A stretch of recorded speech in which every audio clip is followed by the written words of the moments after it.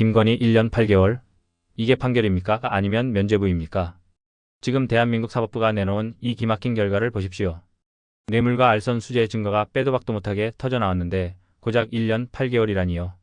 검찰과 법원이 한통속이 되어 권력자에게 비단길을 깔아주고 있는 꼴입니다. 하지만 너무 좋아하지 마십시오. 김건희에겐 2심이 기다리고 있습니다. 1심에 이 말도 안 되는 봐주기 판결은 오히려 2심에서 더 참혹하고 무거운 형량으로 돌아오는 부메랑이 될 것입니다. 사법부의 정에 살아있다면 똑바로 하십시오. 국민을 기만하는 이 추악한 사법 시나리오, 그 뒤에 숨겨진 소름돋는 내막을 지금 바로 낱낱이 털어버리겠습니다. 꼭 잊지 않고 한마디라도 붙이고 넘어가는 주제가 하나 있습니다. 그게 내란과 김건희와 관련된 주제입니다. 그래서 아주 간단하게 시간 제약은 좀 있습니다만 김건희 2심 재판 시작한 모습 그리고 전망 이 얘기는 꼭 하고 넘어가야 할 것 같습니다. 어제 이제 김건희 씨 2심 재판 시작됐고요. 법원이 이제 주가 조작 공범에 대해서 방조 혐의를 공소장에 추가하겠다는 특검 요청 받아들였고요. 1심 결과 뒤집힐지 주목되는데요. 신인규 변호사님 어떠세요? 지금 뭐 특검에서도 물론 이제 포커싱은 검찰이 어떻게 봐줬느냐에 집중하고 있는 듯 합니다만 어쨌거나 국민적 관심사는 김건희 씨가 1년 8개월이 무엇냐 라는 분노가 굉장히 많이 증폭이 됐었잖아요. 2심 어떻게 좀 보시는지 그러니까 이게 편히 말씀해 주셔도 됩니다. 좀 넘어가도 괜찮습니다. 사실 이제 국민적 관심 사안인데 결국에는 그 적용 법조가 상당히 좀 약했다라는 평가. 그러니까 이제 양형이 1년 8개월이라는 말도 안 되는 정말 숫자를 우리 국민들이 보신 거고 또 과정에서도 주가 조작 같은 경우는 뭐 방조로도 기소 안 했기 때문에 우리는 판단하지 않는다라는 게 1심 재판부의 논리인데 그러니까 정말 좀 황당하잖아요. 그럼 이진관 재판장은 왜 공소장 변경을 지휘해가지고 왜 바꿔서 제대로 처벌했습니까? 그러니까 이거는 사법부의 그런 의지가 매우 약하다라는 평가기 때문에 저는 2심에서 당연히 엄벌에 전 김건희 씨는 쳐야 되는 것이고 정말 특검도 그동안에 많은 논란들을 일으켰었잖아요. 그 잘못을 씻는 유일한 길은 공소유지 잘하고 또 아까 말씀하신 검찰권의 사유화 부분은 지금 이 재판은 아니고 별개입니다. 이제 종합 특검을 통해서 또 수사가 엄정하게 또 들어가야 되는 부분이 있으니까요. 저는 김건희 문제를 우리가 타협하거나 물러설 공간은 없다. 저 그렇게 봅니다. 그래서 브리핑에서 끊임없이 좀 전달을 해드리고 있고요. 뭐 이제 일단은 저는 2차 종합특검이 수사 의지가 있다라는 대목이 느껴진 게 뭐 일단은 지금 아까 얘기하셨던 방조 혐의까지 추가 적용했다는 거는 자신들이 그물을 좀 더 촘촘하게 짰다라는 생각이 들고요. 아마 이거를 입증할 수 있는 뭐 근거라든지 증거들을 확보해 나갈 의지를 이번에 느낀 게 검찰을 압수수색하면서 이제 메신저 기록이라든지 이런 것들을 찾아내려고 노력했고 실제 찾아냈다라는 대목이 1차 특검 때보다는 훨씬 더 이 수사 의지가 강력하다라고 믿고 싶고 기대하고 있습니다. 좋습니다. 딱 한 가지만 질문하고 넘어갈까요? 뭐냐면 어제 그 서울중앙지법 형사 34부입니다.에서 그 도이치모터스 주가 조작 사건 주포 이준수 씨 다들 이름 익숙하실 거예요. 이준수 씨 징역 10개월에 집행유예 2년 벌금 4천만 원 선고했습니다. 이거 김건희 씨 이 재판에 영향이 좀 있나요? 그 말씀 해주시고 우리 신인규 변호사님 다음 일정 있으시다고. 저도 같이 가는 일정이라서. 같이 가시는 일정인가요? 맞아요. 아이고 정말 시방쇼가 함께 연동돼 있네요. 11시 방송 아닙니까? 11시 방송이면 두 분이 같이 손잡고 뛰어가시나요? 각기 다른 방송인데 시간은 11시입니다. 아 그런가요? 한 분은 여의도, 한 분은? 전 여의도로. 두 분 다 여의도? 저는 국회의사당 앞에. 예. 거기도 여의도 없네요. 알겠습니다. 혹시 목사님하고 가시는? 어떻게 하셨죠? 다 알고 있습니다. 제가 일정 체크하고 있습니다. 죄송합니다. 말씀 듣고 진행하도록 하겠습니다. 그러니까 뭐 이준수 씨 문제를 비롯해서 저는 이게 그냥 김건희 이슈가 워낙 방대하고 너무 많기 때문에 저는 특검의 그 실책을 좀 마무리를 제대로 좀 해야 될 필요가 크잖아요. 그래서 저는 뭐 김건희 씨 2심 재판이나 또 종합 특검을 통해서 저는 관련자들 다 포함해가지고 전 이거 바로잡지 않고서는 대한민국이 단 1m도 앞으로 나아갈 수가 없는 아주 중차대한 문제다. 저는 그 책임감과 좀 사명감을 가지고 좀 일을 좀 해줬으면 하는. 바람이 좀 이준수 씨가 유죄를 받은 거잖아요. 네. 그러면 최소한 이 주가 조작과 관련돼 가지고는 이 이준수 씨와 김건희 씨가 공모했다라는 하나의 고리가 더 생겨난 것인데 네. 그러면 이제 김건희 씨가 나는 몰랐다라고 주장하기가 한층 더 어려졌다라고 이제 상식적으로 저는 바라보고 있고요. 이거를 입증을 해야죠. 당연히 입증을 해야 되고. 두 분이 래퍼 같습니다. 래퍼. 예, 이거는 네. 국민 눈높이. 아니 네. 김건희만 성역이 될 수 없는 거예요. 김건희 주변에 있는 사람들 다 유죄 받는데 왜 김건희만 1년 8개월을 받습니까? 말도 안 예. 되는 거죠. 예, 좋습니다. 화가 나요, 화가. 숨 돌릴 틈도 없이 30분부터는 예. 우리가 대화를 나눈 것 같아요. 예. 지금 1,000분이 넘게 계속 아이고, 들어와 계셨고요. 너무 근데 감사하네요, 진짜. 오늘 한 1,400분? 예, 예, 그 아. 정도 들어오신 것 같아요. 예. 감사합니다, 정말 진짜. 감사합니다. 하영 기자님 오랜만에 뵀는데 네. 야, 정말 이 프로그램 대박 나야 됩니다. 아니 근데 박영식 평론가하고 저희가 네. 14분 계실 때도 우리 같이 방송한 적이 있었던 예, 것 같아요. 예. 아니 근데 좋아요는 한 번씩 꼭 네. 이렇게 눌러주시면 더 좋을 것 같아요. 이 와중에도 좋아요 좋아요를. 챙겨주시는 네, 우리 감사합니다. 브리핑 좋아요 좀 많이 눌러. 좋아요를 많이 눌러줘야 됩니다. 예, 감사합니다. 아니 이 한겨레 TV에 어디 공덕포차라든지 예. 그 뉴스 다이브만 있는 게 아니거든요. 예. 그렇죠. 이제 또 뷰리핑의 이제 시대죠. 뷰리핑의 시대를 또 열어야죠. 아유, 감사합니다. 자, 들어와 계신 우리 청취자분들 오늘 어떻게 들어오셨는지 잘 모르겠습니다. 오늘 두 분 모시고 저도 시간이 어떻게 가는지 몰랐습니다. 예. 다음 주에 또 모시고 또 풍부한 얘기 예. 한번 진행해 보는 것으로 예. ABC 다음에 DF도 또 있는 거니까요. 그럼요. 예, 그런 이야기들 좀 더 풍부하게 나누도록 하겠습니다. 김상민과 관련된 내용인데요. 김상민, 자, 윤석열 치하에서 대통령실 법률비서관을 한 사람 아닙니까?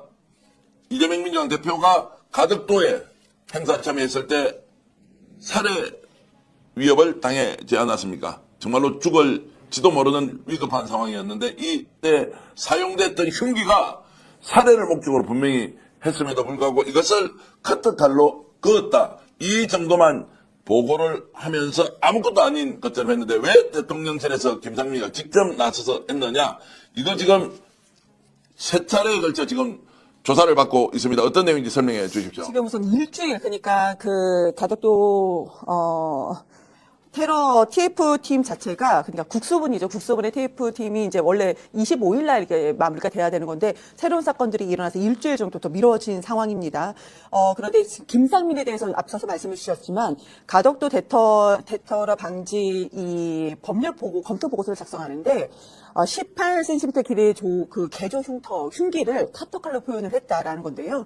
그러니까 사건을 축소하려는 의도가 있었는지 않았느냐, 가덕도 대테러 사건 TF팀 이렇게 보고 김상민을 계속 지금 추적을 하고 이제 그 수사를 하고 있는 것인데, 여기서 중요한 것은 윗선의 판단과 개입이 있었는지를 그동안 집중 수사를 했다고 합니다. 그동안. 그런데 김상민이 이런 얘기를 했다고 합니다. 내 판단과는 별개로 국정원, 그때 다시 윤석열 정권의 국정원이죠. 국정원에서 이미 해당 사건은 테러가 아니라는 내부 결론이 있었다는 취지로 말을 했다고 합니다. 그러면 근데 김상민 이제 전 검사입니다. 그 사람 측이 말한 것은 테러가 아니라는 보고서를 작성하는 취지의 지시를 받은 적은 없다. 윗선은 분명히 결정을 됐다. 근데 김상민 측의 사람들은 테러가 아니라는 보고서를 작성하라는 받은 적은 없다. 그런 지시를 받은 적은 없다. 이게 의견이 서로 상충하고 있기 때문에 일주일 정도 더 이 TF팀을 연장을 해서 결과는 일주일 이후에 보고하겠다라는 그런 결론입니다. 자, 의도적으로 정보 조작을 했는데 그것도 대통령실에서 테러를 당한 야당 대표에 대해서 이거 별일 아니다. 커트칼로 그냥 그건 정도다라고 했다면 누군가 지시가 없으면 이걸 김상민 법률비서관이 혼자서 할 수 있습니까? 저는 혼자서도 충분히 할 수 있다고 보는 게 이분의 지금 그 행적들이 많이 나와 있잖아요. 여러 지금 뭐 메간 매직 의혹이나 또 특검에서 나던 그런 것들 보면 자발적으로 뭔가 이렇게 그 윤 정부의 윤석열한테 뭐랄까 좀 어필하고 좀 줄석이죠. 그 다음의 행보를 위해서. 그런 면에서 충분히 자발적으로 이런 행위를 했을 수도 있겠다. 저는 그 생각이 들더라고요. 실질적으로 18cm의 그 칼이 살인이 가능한 칼인데 예전에 어떤 게 있었냐면 그 커터칼로는 살인의 고의를 인정할 수 없다. 이게 한번 그 존속살해 미수 사건의 판례처럼 나온 게 있습니다. 커터칼로는 살해가 그 고의가 또 인정이 안 된다. 이 판례를 이분이 이제 김상민이 아는 거겠죠. 그러니까 축소를 시켜갖고 어떻게든 덮고 수면 아래로 내리려는 어떻게 보면 좀 윤석열한테 잘 보이기 위한 그 자발적인 행동이라고도 저는 얼마든지 주장할 수 있겠습니다. 자, 제가 이제 지금 좀 추정을 하겠습니다. 이제 김상민은 그 당시에 국정원의 법률특보로 있었고 대통령실에 국정원 금방은 아니죠. 법률특보로 있었습니다. 국정원에서 최초로 이것이 올라왔던 서류가 테러 아니다라고 국정원이 보고를 했는데 본인이 법률특보로 있으면서 이거 테러 아니다라고 이제 이렇게 추측 왜곡을 해버렸죠. 이게 이제 지금 대통령실로 보고가 되고 네. 그것이 이제 국힘으로 다시 넘어와서 이거 뭐 별것 아닌 해프닝이다라고 이렇게 이제 결론이 났지 않습니까? 네, 그렇습니다. 법률 검토 보고서를 김상민이 작성을 했는데 네. 여기서 추가적으로 더 나온 얘기가 뭐냐면 김상민은 지금 말씀 주신 거 국정원 법률특보였습니다. 그런데 국정원 1차장이 김상민한테 그 법률 검토를 의뢰한 것을 파악을 했다라는 것이 새로운 내용이 나온 거고 그 윗선은 이미 테러가 아니라는 것을 결론을 지었다. 그렇지만 테러가 아니란 보고서를 네가 작성해. 이 보고서를 이렇게 작성해. 나는 지시를 받은 적은 없다. 뭐가 상투가 모호하잖아요. 그래서 일주일이 더 연장됐습니다. 알겠습니다. 이 사실은 하나하나 정확하게 밝혀야 한다 이런 말씀 드리고요. 자, 저희들이 준비한 자료화면 잠깐 보겠습니다. 김상민과 관련된 내용인데요.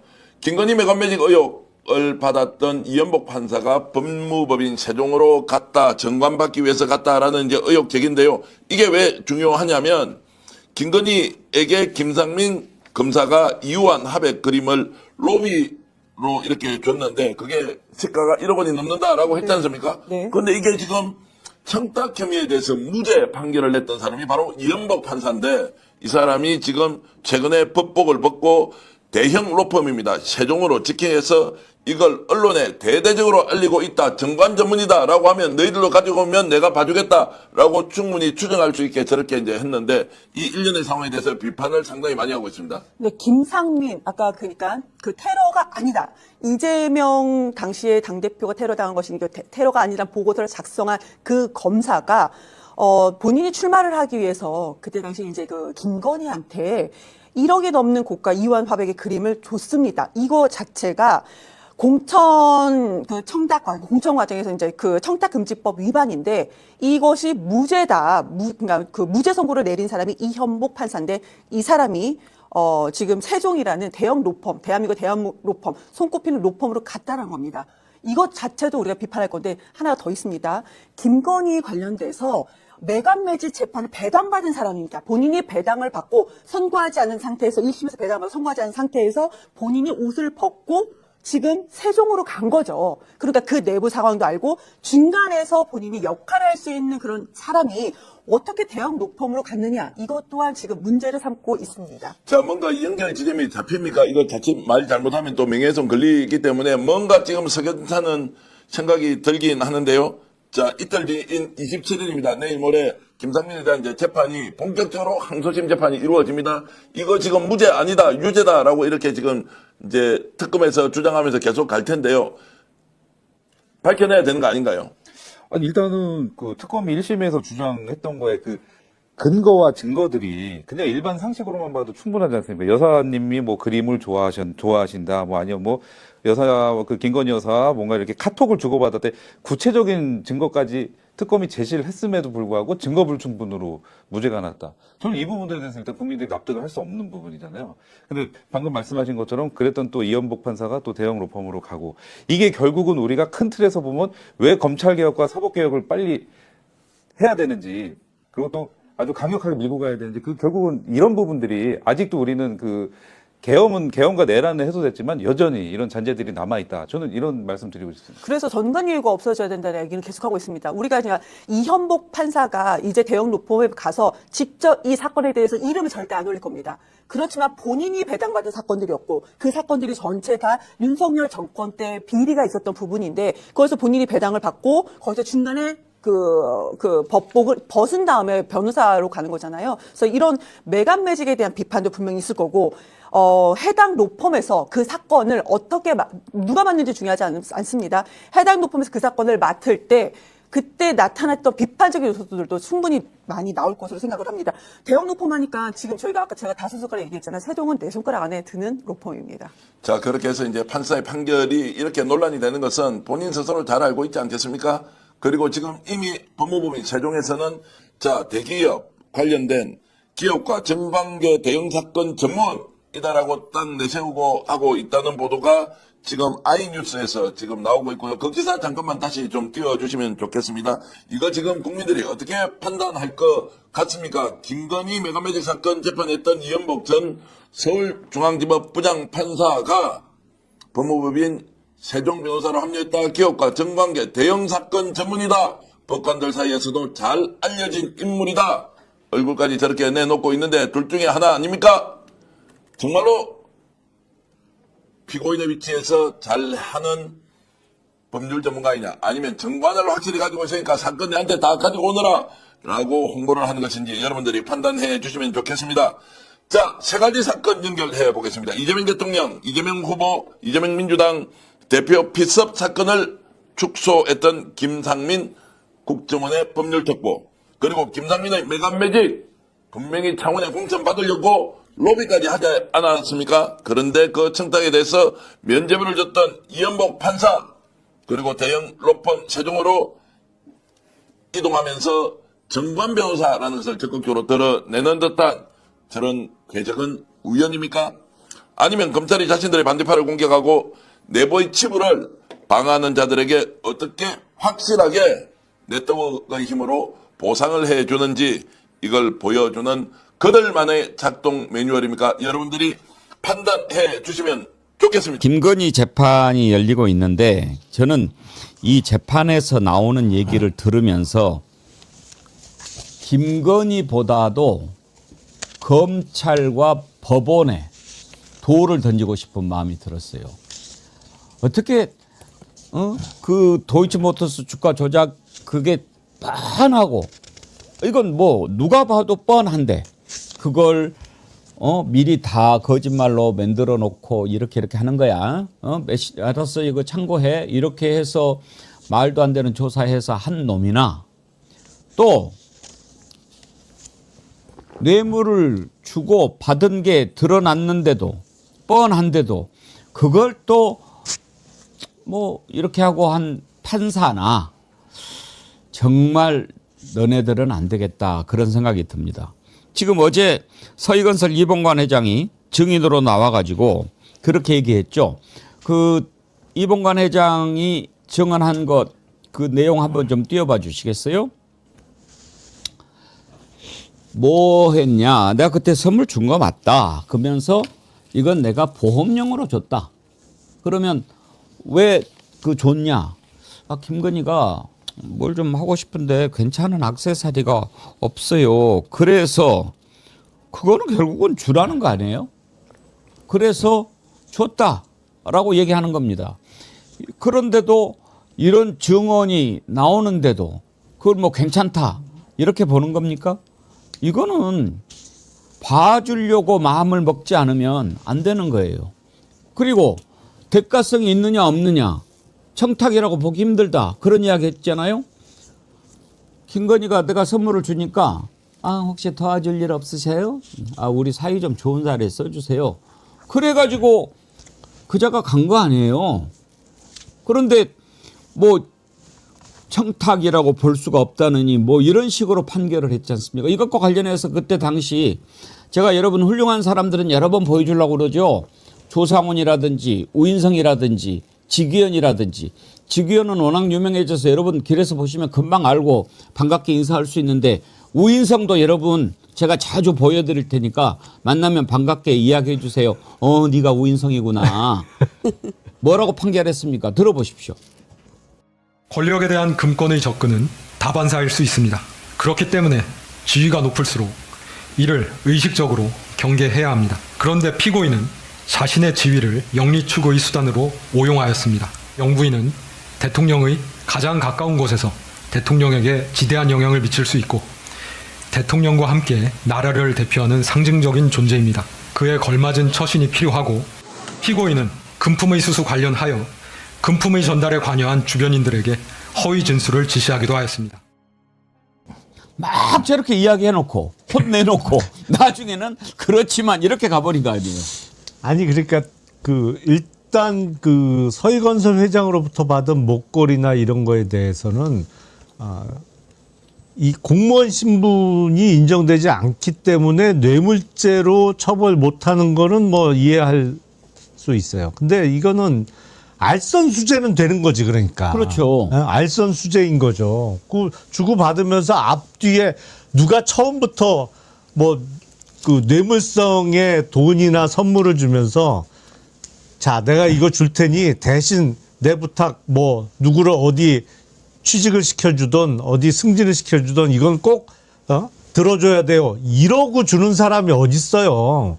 그냥 부지불식간에 서로 이심전심으로 통하는 거지. 그게 조금이라도 연결이 될 수 있으면 알선수재가 되고 그 사람이 돈을 받은 사람이 공무원이면 뇌물이 되는 거죠. 그 공짜가 어딨어요 세상에. 근데 말은 저렇게 엄숙하게 심각하게 해놓고 대부분 무죄 쓰고 결론이 달랑 1년 8개월 선고한 거 아니에요 징역.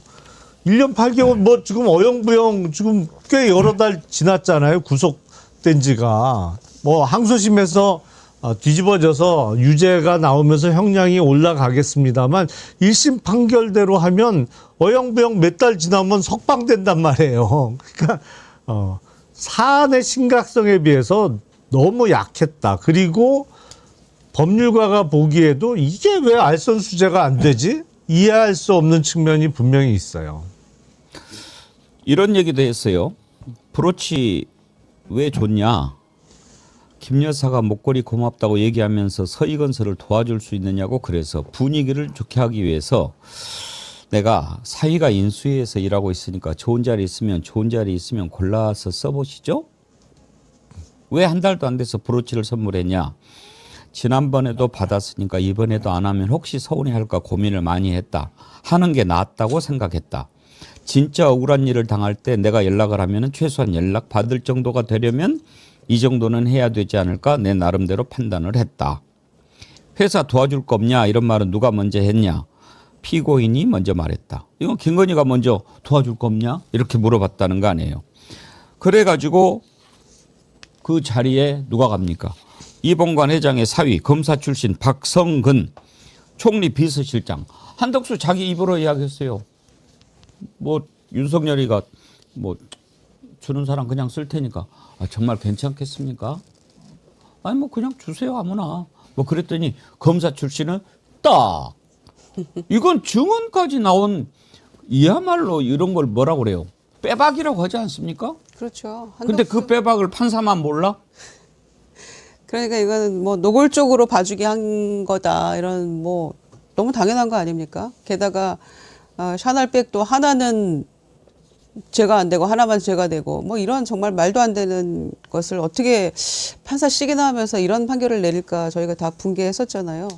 그리고 이제 어제 김건희 재판에 이봉관 회장이 직접 증인 나서가지고 한 얘기들은 그냥 너무나 당연히 이거는 대가성 선물이었다라는 거잖아요. 축하용이었고 또 보험 들려고 했던 거다.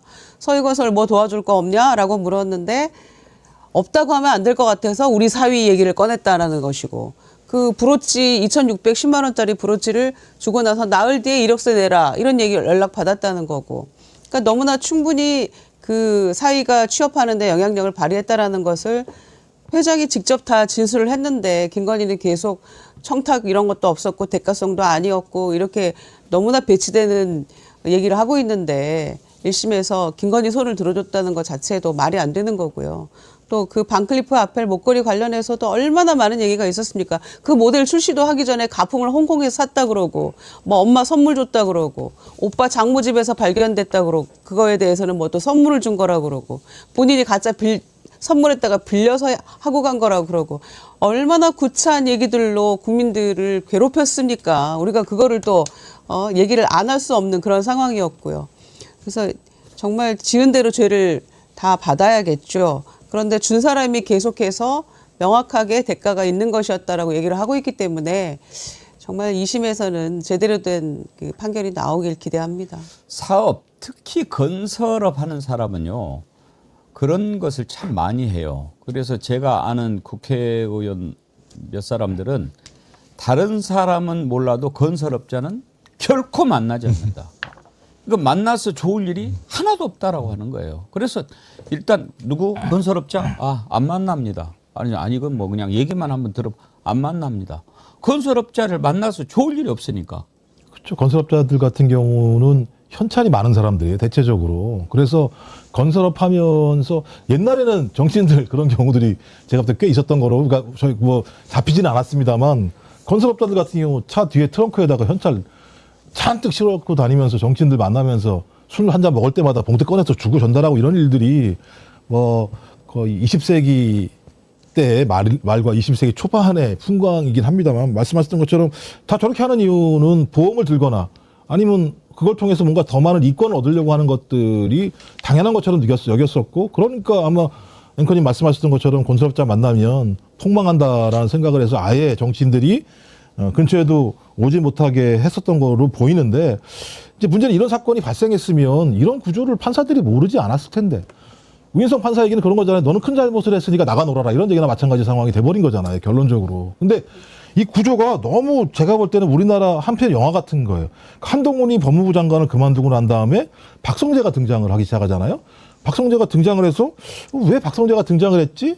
윤석열이가 그렇게 친하지도 않은 것 같은데? 그러면서 박성재가 맞춤형 법무부 장관이 아니냐? 그랬다가 총선 지고 난 다음에 갑자기 김주현이 민정수석으로 오게 되고 그러면서 그때 이창수가 서울중앙지검장으로 오게 되면서부터 이 사단이 김건희를 갖다 무혐의로 만들어내는 과정들이 쭉 이 얼개 속에서 만들어진 거잖아요.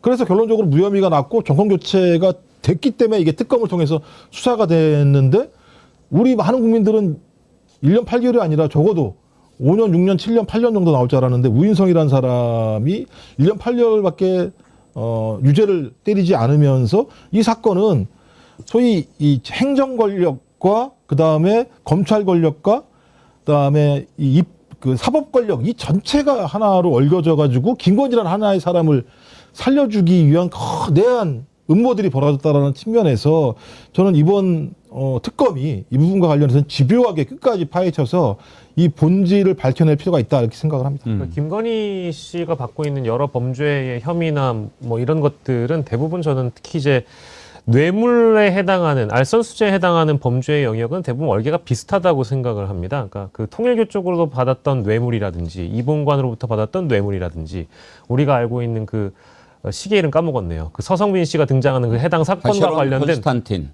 그 뇌물이라든지 뭐 물론 굳이 구분을 하자면 디올백 사건의 경우에는 최재형 목사께서 공소 사실을 인정했다고 하더라도 그것은 어디까지나 김건희의 처벌을 위한 것이므로 그걸 별개로 하더라도 나머지 사건은 대부분 다 얼개가 비슷하거든요. 준 사람의 목적, 받은 사람의 목적, 그 안에 대가성이 있다라는 걸 모르는 국민은 없을 겁니다.